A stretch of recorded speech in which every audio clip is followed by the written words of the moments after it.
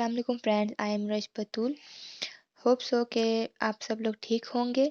इस वीडियो में हम लोग जो हमारा चैप्टर नंबर 10 था फिजिक्स का प्रॉपर्टीज ऑफ मैटर उसके रिमेनिंग क्वेश्चंस को फोकस करके कंप्लीट करेंगे, ठीक है। तो अच्छा, उससे पहले मुझे आप लोगों से एक बात कहनी है कि अगर आप लोगों को रिगार्डिंग द प्रीवियस क्वेश्चन कोई भी प्रॉब्लम है तो विदाउट एनी रिलैक्टेंस आप लोग मुझसे कमेंट बॉक्स में सवाल कर सकते हैं। इंशाल्लाह मैं आप लोगों के सवालों का जवाब देने की पूरी कोशिश करूंगी। चलें, हम अपने 10.9 पे की तरफ मूव करते हैं। इस क्वेश्चन में हमसे कहा जा रहा है कि एक बॉडी है जिसकी डेंसिटी है capital D is left fill in a liquid of density small D. दो तरह की डेंसिटी है जिसको एक को कैपिटल डी और एक को स्मॉल डी के साथ शो किया हुआ है। हमें प्रूफ करना है कि the downward acceleration of body we are sinking in the liquid is given by the equation. अगर कोई बॉडी उस लिक्विड में डूब रही है, सिंक हो रही है, तो जो उसकी एक्सेलरेशन होगी वो इस इक्वेशन के बराबर होनी चाहिए। सिंपली हमारे पास इस क्वेश्चन में किसी किस्म की कोई वैल्यू नहीं है, हमें जस्ट प्रूफ करना है ये वाली इक्वेशन के एक्सेलरेशन इस इक्वेशन के बराबर है कि नहीं। तो चलें पहले हम इसको सॉल्व करना शुरू करते हैं। उससे पहले मैं आपको एक चीज़ रिकॉल करवा दूं कि आप प्रीवियस क्वेश्चंस में एक फॉर्मूला करके आए थे हम लोग, जो कि था कि अपेरेंट वेट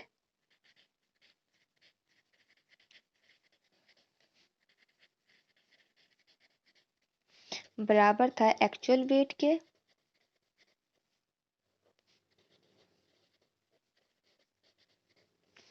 माइनस अपथर्स के। जब भी कोई बॉडी अगर वाटर में है और वो सिंक हो रही है, डेट्स मीन फ्लोट नहीं हो रही, वो सिंक हो रही है या बॉटम पर हो, तो उसका जो वेट होता है वो इस चीज़ के बराबर होता है।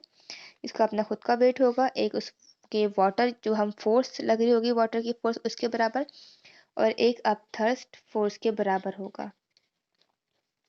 ठीक है जी, हमें इन सब की वैल्यू पता है। हम ये चीज़ पहले भी देख चुके हैं कि जो ये अपेरेंट वेट है ये इन एक्चुअली बराबर था फोर्स के।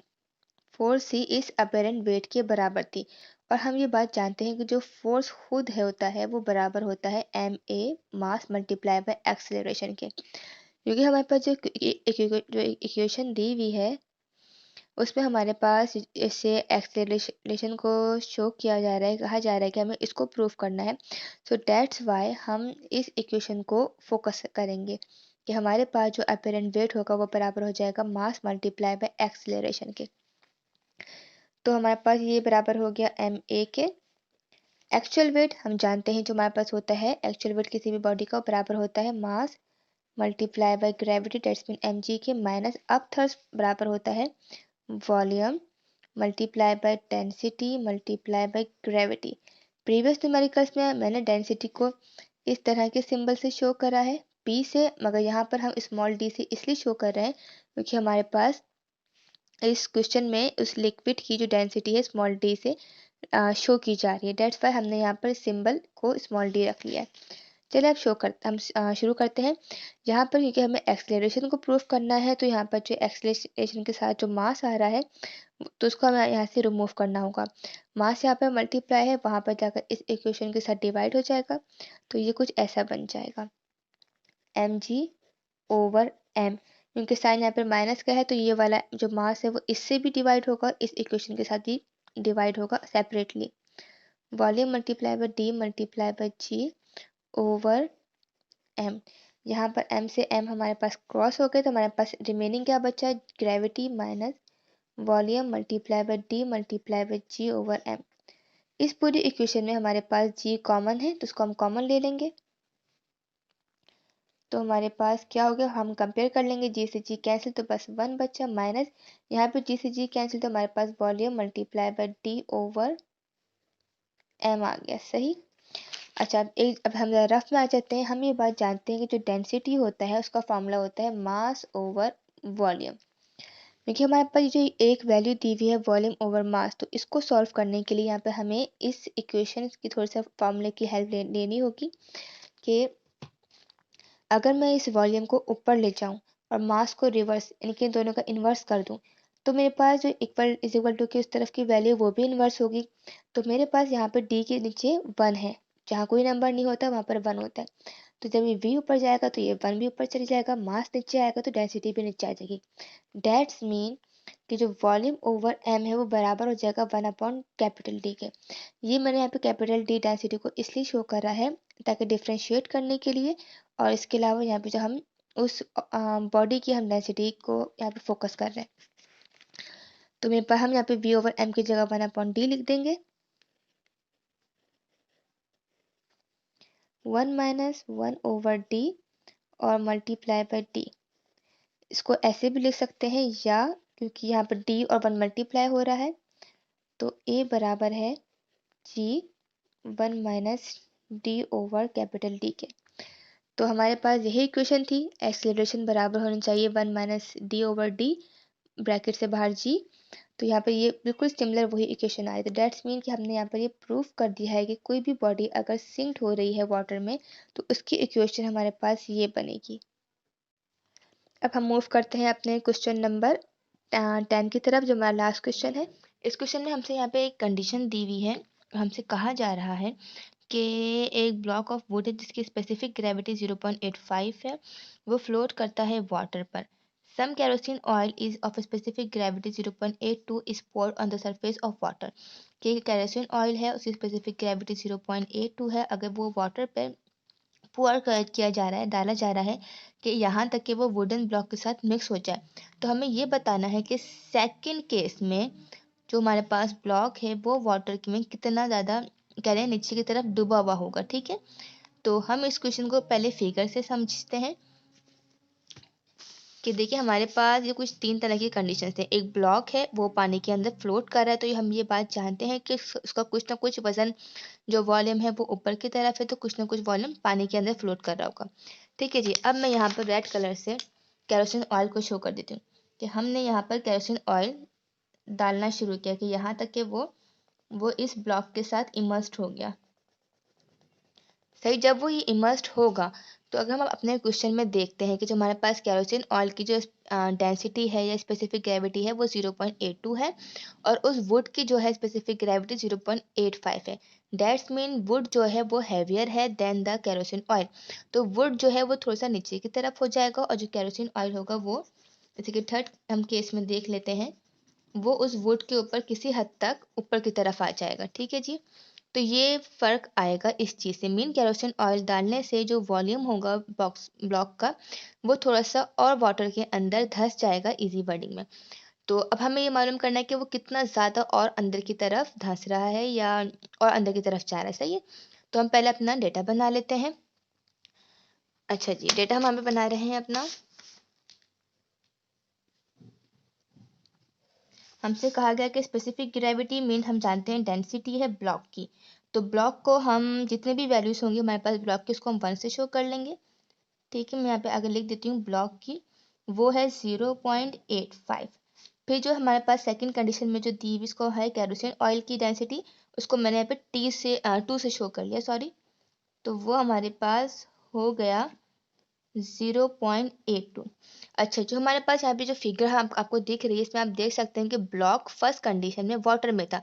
तो दैट्स मीन वाटर की भी अपनी एक डेंसिटी होती है जो कि कांस्टेंट होती है। तो वाटर को मैं यहाँ पे सिंबल दे दूंगी W का, ताकि डिफ्रेंशिएट करने के लिए।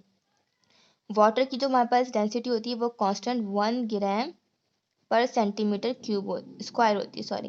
तो ये सब भी जो कि है सेंटीमीटर स्क्वायर में हमारे पास 3 तरह की डेंसिटी आ गई, और हमें मालूम करना है सेकंड केस में कितना फ्रैक्शन उस ब्लॉक का अंदर की तरफ होगा पानी में। तो सेकंड केस का मतलब है केरोसिन डालने के बाद। तो दैट्स मीन हमें इसके अंदर V2 मालूम करना है जब हम केरोसिन ऑयल डाल देंगे। अच्छा जी, उससे पहले मैं सॉल्व करने जाऊँ उससे पहले मैं आप लोगों को कुछ पिक्चर दिखाना चाह रही हूँ कि कुछ जगह पे मैंने देखा था इस क्वेश्चन को सॉल्व किया गया था, और बिल्कुल ही अलग तरीके से उन्होंने पता नहीं कहाँ से केरोसिन ऑयल की वैल्यू 6000 ले ली थी। तो मैं आपको वो दिखाना चाह रही हूँ कि ये क्वेश्चन उस तरीके से सॉल्व नहीं होगा, क्योंकि हमारे पास इस तरह की कोई वैल्यू नहीं दी हुई है। तो जैसे कि यहाँ पे देख सकते हैं कि उन्होंने डेंसिटी ऑफ केरोसिन ऑयल ली हुई है 6 × 10⁻³ kg पर metre square.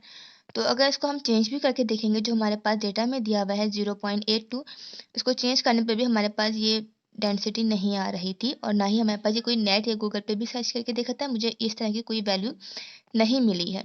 So I don't know how the people took this value, but मेरे लिहाज से ये वैल्यू गलत है।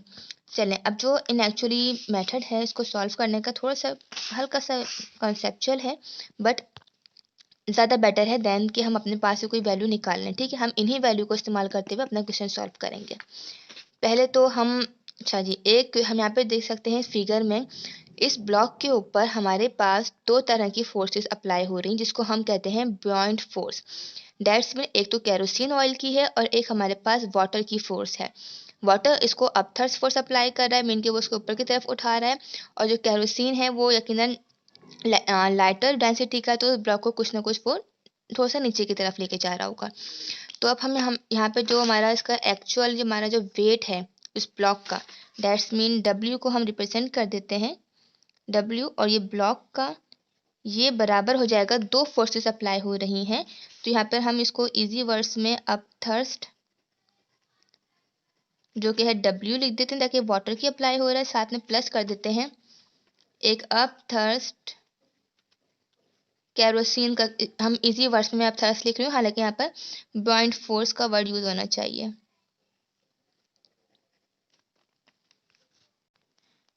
तो और दूसरी भी हमारे पास यानी कि जो है ब्योइंट फोर्स BUOYANT।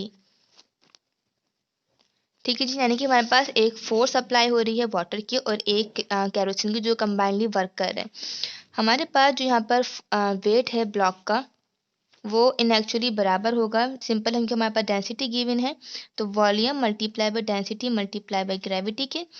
ब्योइंट फोर्स बोल लीजिए या अपथर्स्ट, इसका हमें नॉर्मल फार्मूला पता है, इसका भी volume multiply by density multiply by gravity, plus दूसरे जो केरोसिन का भी सिंपल वही होगा, volume multiply by density multiply by gravity.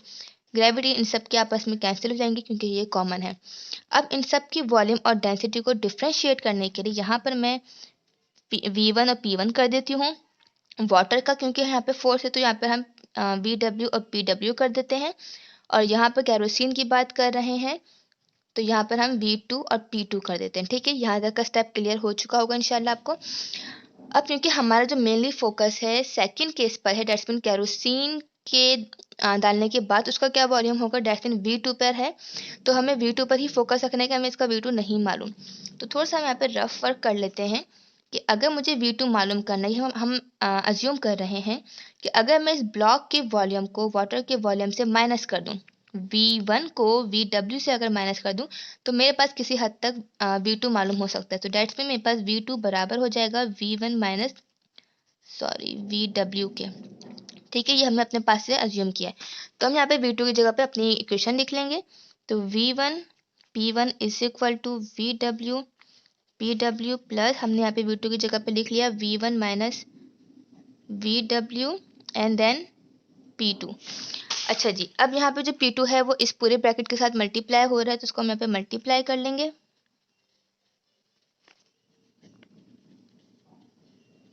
तो ये कुछ यूँ बन जाएगा V1 P2 minus VW and P2। सही है। अब क्योंकि मुझे देखिए मेरे पास यहाँ पे ना V1 की वैल्यू पता है ना VW की, और ना ही मुझे इसके कोई मतलब इसे फोकस भी नहीं करना, तो हम कोशिश करेंगे कि हम अपने इस V1 वगैरह को कैंसिल करने की कोशिश करेंगे। तो मेरे पास यहाँ पे V1 क्योंकि मल्टीप्लाई है इज इक्वल टू कि उस पार ले जाकर इसको हम डिवाइड कर देंगे। हमारे पास यहाँ पे तीन सेट है, एक सेट ये रहा, एक सेट ये रहा, एक सेट ये रहा। इन तीनों के साथ ये मैथ का रूल है कि डिवाइड हो जाएगा। तो P1 is equal to PW over V1 then plus V1 P2 and V1 minus VW P2 and V1। यहाँ पे V1 से V1 कैंसिल हो गया। एट द एंड हमारे पास यहाँ पे क्या बच रहा है, P1 is equal to VW V1 PW plus P2 minus VW V1 and P2।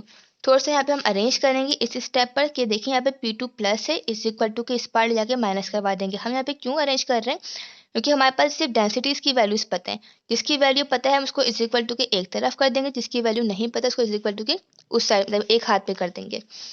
तो पहले हम यहाँ पे ये कर लेंगे कि V1 प्लस, सॉरी ये प्लस था, वहाँ पे ले जाकर इसको हम ये माइनस का P2 हो जाएगा इज इक्वल टू हमारे पास ये VW V1 PW minus VW V1 and P2 बचा। अब हमारे पास एक हाथ पर ये वाला सेट है और ये वाला सेट है। इन दोनों सेट में VW V1 कॉमन है, तो हम इसको कॉमन ले लेंगे। तो हम कॉमन लेके उसको इस तरह कंपेयर कर लेंगे। यहाँ पे तो P1 माइनस P2 वैसे का वैसे ही रहेगा। VW V1 से कैंसिल हुआ यहाँ पे, तो हमारे पास PW बच गया, माइनस यहाँ से VW V1 कैंसिल हुआ तो यहाँ पे P2 बच गया। अब मेरे पास ये वाला जो वॉल्यूम आ रहा है और ये ब्रैकेट आपस में मल्टीप्लाई है, तो इस इक्वल टू किस पार ले जाकर इसको डिवाइड कर देंगे। तो हमारे पास इक्वेशन ये बन जाएगी PW माइनस P2Q, ये बराबर हो गई VW ओवर V1 के। VW ओवर V1 जो कि है हमारे पास वो फ्रैक्शन आएगा जब केरोसिन ऑयल डालने के बाद हमारे पास जो वॉल्यूम होगा ना उस ब्लॉक का पानी में, वो ये कह लीजिए इसके बराबर है। तो ये वाला हमारे पास एक पूरा का पूरा ये जो वर्ड एक यूँ कह लीजिए पार्ट आया है, ये फ्रैक्शन ऑफ द ब्लॉक है सेकंड केस का, सही। अब हमारे पास ये कंप्लीट इक्वेशन बन गई, इसको हम वैल्यूज को पुट कर लेते हैं। ओके जी, P1 हमारे पास जो क्वेश्चन में वैल्यू दी हुई थी वो थी 0.85, P2 हमारे पास था 0.82। माइनस कर देंगे, वाटर की डेंसिटी 1 थी, माइनस किया 0.82, ये बराबर हो गया VW ओवर V1 के। इसको हमने सॉल्व किया तो हमारे पास इसका जो कंप्लीट प्लस माइनस से डिवाइड करने के बाद जो आंसर आ रहा है, we are getting 1/6। That's mean जो फ्रैक्शन है ब्लॉक का इन सेकंड केस वो 1/6 के बराबर होगा।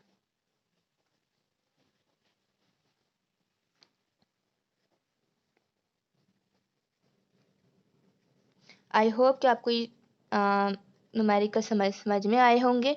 और अगर फिर अगेन कोई प्रॉब्लम हो आपको तो आप इस हवाले से फिर दोबारा मुझसे कमेंट बॉक्स में पूछ सकते हैं। इंशाल्लाह I will try to give your answer.